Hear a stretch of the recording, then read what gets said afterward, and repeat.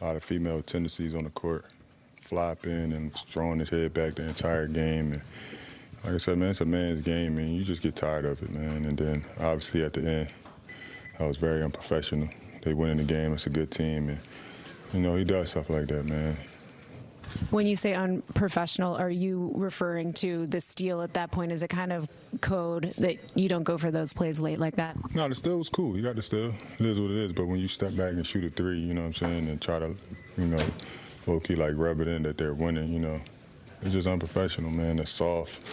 His game is soft. He's soft. It's just, just how he carried it, man. And, it's just very woman-like. Just disrespectful. Still, I ain't really worried about the steal.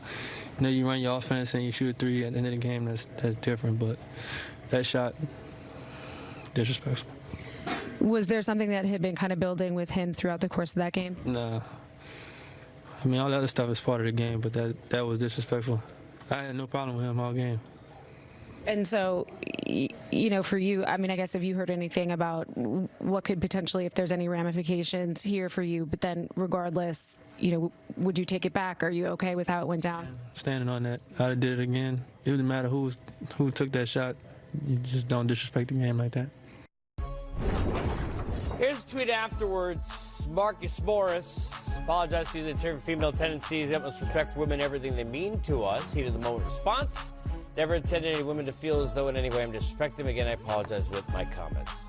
Good. Here's a comment. Good. 2. 1. Kudos to, and I think it was Rebecca, the reporter, for when he said that right to her face to her question, having the professionalism, wherewithal to then ask the next question and stay on task. Great call, Case. Because great call. Very fair. She could have stopped right there. Great call. And I'm just being fair. She could have, but she understood it was in the heat of the moment. It did no. Well, come on, but to that point, stuff happens in the heat of the moment. But she didn't know what he's saying is she didn't go there. He was wrong with his comments. First of all, what he said was disrespectful to women because of what the player. But it's more disrespectful. He didn't notice he said it to a woman and apologized to her. Sorry. I just think sometimes, man, look. Sorry. I just think sometimes people just not thinking. They make comments. They're mad. They're upset. He thought about it. He apologized. Give her credit for her professionalism. She didn't take it personal because she kind of understood. That's what he's saying. That's basically what he's saying. So she was a great pro. Give him credit for realizing what he said. And he came back. And coming back. But at the end of the day, if every player in that Knicks locker room don't chip in, I got fined. Me and Kevin Willis got in a fight. And part of the fight was because not that he hit me, but he had hit KG and Stephon Marbury in the game before that. He was scaring our young boys. So me being the veteran on the team, I went after him. I got fined, and the next day in the locker room when I came in, my fine money in cash was sitting on my chair. All the players, including KG and Steph, paid my fine because they understood I wasn't standing up for me. I was standing up for them. Right. And so, because you're not going to come and punk the team that I'm on, especially a bunch of young guys. You're not going to do that. So I give the Knicks credit. Look, they're losing, but they ain't giving up. And they're not going to let you come in their house and disrespect them like that. And what Jay Crowder did, he knows that he's been in the league. If the shoe was on the other foot, he would have been saying the same thing. Why did he happen? I think it might have happened when he was in Boston. He would have been feeling this. You don't do that. And all he's done, think about it, he's put a mark on the Memphis team. And that's great. But now, if I'm coaching against them every night, I'm going to remind my players, this is who they are. This is their character. Do you really want to lose to this team? All he's doing is add fuel to the fire. Look, can we also be real right here? There's a lot of eyewash that go on in this business and in athletics where you don't know what's real, what's not, right? Like charities, you do it because you want to do it, not you do it so you could tweet it out kind of a thing, right? We just spent the last 3 days as a nation and an NBA family talking about the perspective and the importance of life and how to treat other people and who are we going to be. Heat of the moment to me is on that court. Yeah. Okay? Now, I'm not a basketball player, admittedly, but that's on that court. And I see you nodding, right? So that is not the right thing to handle itself in terms of, like, do you push, do you shoot? I'm okay with all that. Right or wrong, you apologize.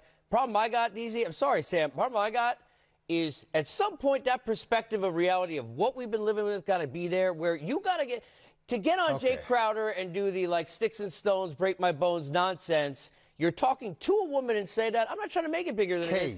It's not the time where you could accidentally do any of that garbage. You're right, sorry. but understand something. You think we're going to just change overnight? No, but it's from like the next day, wait. Sam. From our thinking. Yeah. No, from Neanderthal men like we've been. Stop. You're not I'm just being real, man. Most of us, athletes especially, we're wired a certain way. We think a certain way. It's going to take a minute to change. I get Every now and then, I have 4 daughters. Every now and then I have to catch myself and correct myself because I have to change. It's not like it used to be. When I came into the league and I started playing sports, that's how it was done. Those type of words, those comments, those phrases, they were drilled into you as a kid. It's going to take a minute, and it's going to take it's going to take a little bit of time. And the fact that he came right back and apologized, people are now realizing you got to be more conscious of what you tweet and what you say. I'm just, to clarify, I'm not saying, and again, I'm not apologizing or accepting it either. It was really wrong. I mean more the moment. Like, him just, at that point, game over, you lost by 20, you're frustrated. Even continuing the beef at that point, I'd love to see somebody at that point. I don't mean in the, just to clarify, I don't mean the word. I live in a world where, honestly, Sam, this just happened. I mean, this is all anybody's talking about. It's like, come on, man. Have you been reading some of the other stuff that people have been putting out there on social media about all this stuff that's going on, how cruel people are? I mean, really? Yeah, well, that's terrible. Well, okay, but my point is this, listen. You're talking about, again, I'm talking about we're on the cusp of changing how we think, how we tweet, how we act, how we treat people, the respect. We're trying to, for the first time in my lifetime, we're trying to level the playing field between men and women. Equal pay, equal respect, equal everything. It's going to, you can't change in 1 minute like that. The fact that he understood and realized what he said, and the fact that he came right back and apologized, not tomorrow, but tonight. Look, he was wrong, but the fact he realized it and came back, and I thought his apology was sincere. Sure. It's just going to take a little time for us to learn that you can't just stay, you can't be a Neanderthal man forever. You got to come to the 20th century, and the guys are doing that now. You understand where I'm coming from. I don't mean the verbiage. Yeah, I mean, in this moment, you'd love to have him say, DZ, look, this week, that's a veteran who's been around, played with Kobe. Let's not make this about whatever that was on the court, because we lost the game and we're all ticked off, but let's not. I know that's hard. I wish, and I get that. Why are we saying this about Jay Crowder doing this week? He made the play. I'm not. You know what I'm saying? Because that's heat of the moment on the court to me, maybe. All this started because a guy that's been, if it was a rookie who did it, I get it. This is a seasoned veteran who's been on many NBA teams. Yeah. He knows the unwritten rules of the NBA. Sure. To my point is, every player in the NBA knows when you go for a jump shot, you don't slide your foot on the guy to land the spot. Zaza. It don't have to be a rule for that. Because you know as well as I know, you do that to me, forget the fake toughness stuff. Right. We're going to actually meet in the parking lot because you can do something in my career. That's right. So every player knows that. Right. Every player knows when we have conceded and you have conceded, the game is over. He got the steal, no problem. But to dribble out I'm with you. and shoot a three, again, you're supposed to be the guy setting the example for this young team. If I'm the general manager, Jay Crowder and I are having a conversation right now because he just set the wrong example to that young basketball team. And as a young coach,